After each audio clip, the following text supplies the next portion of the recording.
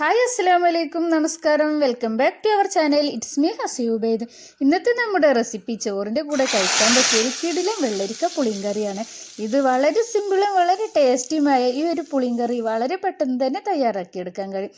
അപ്പോൾ ഇതെങ്ങനെ തയ്യാറാക്കിയെടുക്കുന്നതെന്ന് നമ്മൾക്കൊന്ന് പെട്ടെന്ന് തന്നെ ഒന്ന് കണ്ടു നോക്കിയാലോ.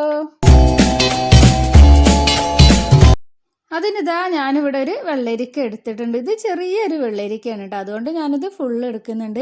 വലുതാണെങ്കിൽ പകുതി എടുത്താൽ മതി.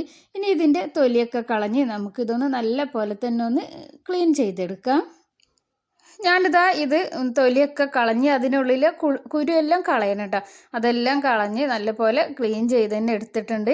ഇനി നമ്മൾക്കിതായത് ഇതുപോലെ നല്ല വലിയ പീസുമില്ല, നല്ല ചെറിയ പീസുമില്ല, ഈ ഒരു വലുപ്പത്തിന് നമ്മൾക്ക് ഇത് എല്ലാം ഒന്ന് കട്ട് ചെയ്തെടുക്കാം. ഇപ്പോൾ ഞാനിത് എല്ലാ വെള്ളരിക്കും ഇതുപോലെ ഒന്ന് കട്ട് ചെയ്തെടുക്കുന്നുണ്ട്. ഈ ഒരു ടൈമിൽ പുതിയ കൂട്ടുകാരാരെങ്കിലും കാണുന്നുണ്ടെങ്കിൽ ഒന്ന് സബ്സ്ക്രൈബ് ചെയ്തൊന്ന് സപ്പോർട്ട് ചെയ്യണേ. വീഡിയോ ഇഷ്ടമാകണമെങ്കിൽ വീഡിയോക്ക് ഒരു ലൈക്ക് തരാൻ മറക്കല്ലേ. ലൈക്ക് ചെയ്യുമ്പോൾ അവിടെ ഹൈപ്പ് എന്നൊരു ഓപ്ഷൻ ഉണ്ട്, അതുകൂടി ഒന്ന് പ്രസ് ചെയ്തേക്കണേ. ലൈക്ക് ചെയ്യാൻ മറന്നവരാരെങ്കിലും ഉണ്ടെങ്കിൽ ഇപ്പം തന്നെ ഒന്ന് ലൈക്ക് ചെയ്യണം കേട്ടോ. ഇപ്പോൾ ഞാൻ എല്ലാ വെള്ളരിക്കും കട്ട് ചെയ്തെടുത്തിട്ടുണ്ട്. ഇപ്പോൾ ഞാനിതൊരു മൺചട്ടിയിലാണ് വെക്കുന്നത്. ഇങ്ങനെയുള്ള നമ്മളെ നാടൻ കറികളൊക്കെ ഇതുപോലെ മൺചട്ടിയിൽ വെക്കുമ്പോഴാണ് കേട്ടോ കൂടുതൽ ടേസ്റ്റ് ഉണ്ടാകുക. ഇപ്പോൾ ഞാനൊരു ചട്ടിയിലേക്ക് വെള്ളരിക്ക ഇട്ട് കൊടുത്തിട്ടുണ്ട്. 2 പച്ചമുളക് കൂടി ഇട്ട് കൊടുത്തിട്ടുണ്ട്. ഇവിടുത്തെ പച്ചമുളകിന് നല്ല എരിവ് കൂടുതലാണ്, അതുകൊണ്ടാണ് ഞാൻ 2 പച്ചമുളക് മാത്രം ഇട്ട് കൊടുത്തിട്ടുള്ളത്. ഇതാ 1/4 സ്പൂണ് മഞ്ഞൾപ്പൊടി കൂടി ഇട്ട് കൊടുത്തിട്ടുണ്ട്. കുറച്ച് കറിവേപ്പില കൂടി. ഇവിടെ കറിവേപ്പില ഒന്നും ഇപ്പോൾ കിട്ടാനില്ലായിരുന്നു കേട്ടോ, യുദ്ധമൊക്കെ ആയ കാരണം. അതാണ് ഞാൻ കുറച്ച് മാത്രമേ ഇട്ടിട്ടുള്ളത്. നിങ്ങളേത്ത് കറിവേപ്പില ഉണ്ടെങ്കിൽ നിങ്ങൾ കുറേ ഇട്ടോളൂ കേട്ടോ. ഇപ്പോൾ ആവശ്യത്തിന് വെള്ളം നമ്മൾ വെള്ളരിക്കേൻ്റെ ഒക്കെ ഒപ്പം നിൽക്കണം ആ രീതിയിൽ വേണം വെള്ളം ഒഴിച്ച് കൊടുക്കാൻ. അപ്പോൾ ഞാനിത് അത്രയും വെള്ളം ഒഴിച്ച് കൊടുത്തിട്ടുണ്ട്. എന്നിട്ട് ഇതെല്ലാം കൂടി ഒന്ന് മിക്സ് ചെയ്തിട്ടുണ്ട്.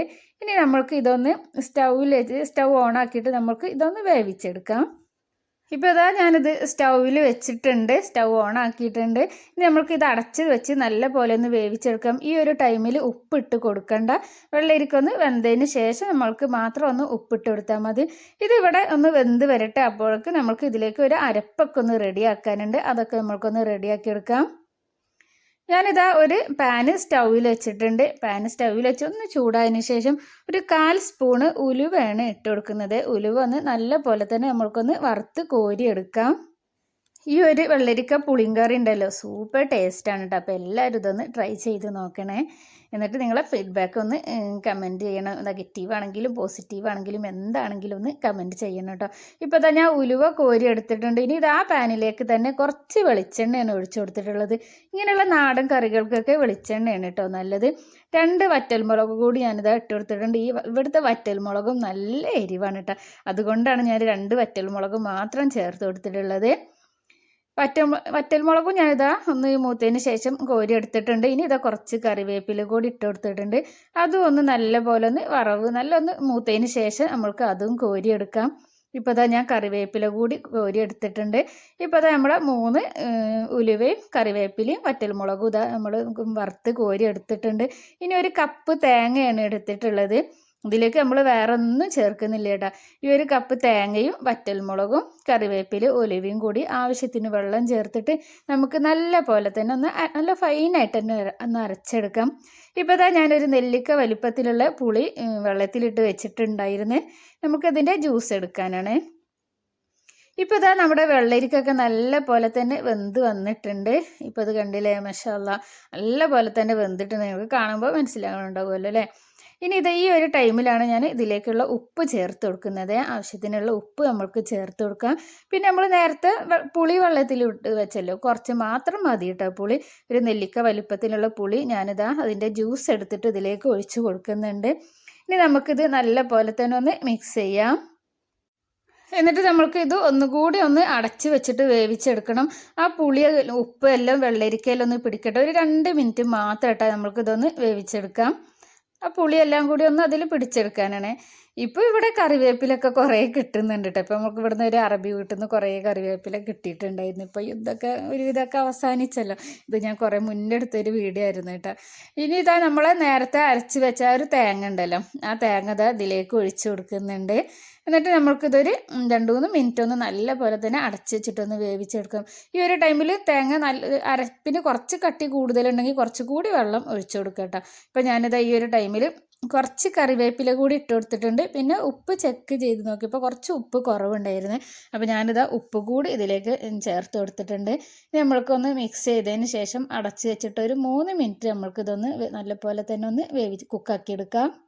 നമ്മളുടെ ചാനലിൽ ഇതുപോലെ കുറേ ഈസി റെസിപ്പികൾ, അതിൻ്റെ ടേസ്റ്റി റെസിപ്പികളൊക്കെ ഉണ്ട് കേട്ടോ. അപ്പോൾ കാണാത്തവരുണ്ടെങ്കിൽ എല്ലാവരും ഒന്ന് കണ്ടു നോക്കണേ. ഇനി ഇതാ ഞാനിതൊരു 3 മിനിറ്റ് ഒന്ന് നല്ലപോലെ തന്നെ ഒന്ന് കുക്കാക്കി എടുക്കുന്നുണ്ട്. അടച്ച് വെച്ചിട്ട് തന്നെ നമ്മൾക്കിതൊന്ന് നല്ലപോലെ തന്നെ വേവിച്ചെടുക്കുക. അത് 3 മിനിറ്റ് കഴിഞ്ഞതിന് ശേഷം നോക്കിയപ്പോൾ കറിയൊക്കെ നല്ല പോലെ തന്നെ ഇതാ തിളച്ച് വന്നിട്ടുണ്ട്. ഇനി നമ്മൾക്ക് ഇതൊന്ന് ഫ്ലെയിം ഓഫ് ചെയ്ത് കൊടുക്കാം. ഫ്ലെയിം ഇതാ ഞാൻ ഓഫാക്കിയിട്ടുണ്ട്. പിന്നെ നമ്മൾക്കൊന്ന് ഒരു വറവ് കൂടി ഇട്ട് എടുക്കാനുണ്ട്. ഇതുണ്ടല്ലോ സൂപ്പർ ടേസ്റ്റാണ്. ഇതിൽ ആ വറ്റൽമുളകും കറിവേപ്പിലയും ഉലുവ എല്ലാം കൂടി അരച്ചപ്പോൾ ഇതിന് വേറൊരു ടേസ്റ്റാണ് കേട്ടോ. സൂപ്പർ ടേസ്റ്റാണ്. അപ്പോൾ ഇതെല്ലാവരും ഒന്ന് ട്രൈ ചെയ്ത് നോക്കണേ.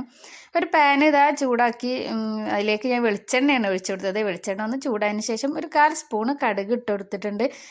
കടുക് നല്ല പോലെ തന്നെ പൊട്ടി വരട്ടെ. ഉലുവ നമ്മൾക്ക് ചേർക്കണ്ട കേട്ടോ. ഉലുവ നമ്മൾ തേങ്ങ അരച്ചതിൽ ചേർത്താണല്ലോ. അപ്പോൾ ഈ ഒരു ടൈമിൽ ഉലുവ ചേർക്കണ്ട. ഒരു 2 വറ്റൽമുളക് കൂടി ചേർത്തിട്ടുണ്ട്. കുറച്ച് കറിവേപ്പിലയും കൂടി ചേർത്ത് നല്ല പോലെ മൂത്ത് വന്നതിന് ശേഷം നമ്മൾ കറിയിലേക്ക് ഒഴിച്ചു കൊടുക്കാം. കറിയിലേക്ക് ഒഴിച്ചിട്ട് ഇതൊന്ന് ഒരു 5 മിനിറ്റ് നല്ലപോലെ അടച്ച് വെക്കണം. 5 മിനിറ്റ് കഴിഞ്ഞതിന് ശേഷം നമുക്ക് തുറന്ന് നോക്കിയാൽ മതി. ഇപ്പം തന്നെ ഇത് മിക്സ് ചെയ്യും വേണ്ട. ഒരു 5 മിനിറ്റ് കഴിഞ്ഞതിന് ശേഷം മാത്രം ഒന്ന് മിക്സ് ചെയ്താൽ മതി. ഇപ്പോൾ അതാ നമ്മുടെ വെള്ളരിക്ക പുളിങ്കറി ഇവിടെ നല്ല സൂപ്പറായി റെഡിയായി കിട്ടിയിട്ടുണ്ട്. ഇന്നത്തെ ഈ ഒരു വീഡിയോ എല്ലാവർക്കും ഇഷ്ടമായിട്ടുണ്ടാവും എന്ന് വിചാരിക്കണേ. വീഡിയോ ഇഷ്ടമായാൽ നേരത്തെ പറഞ്ഞ പോലെ ലൈക്ക് തരാൻ മറക്കല്ലേ. ലൈക്ക് ചെയ്യാൻ മറന്നവരാരെങ്കിലും ഉണ്ടെങ്കിൽ ഇപ്പോൾ തന്നെ ഒന്ന് ലൈക്ക് ചെയ്യുക.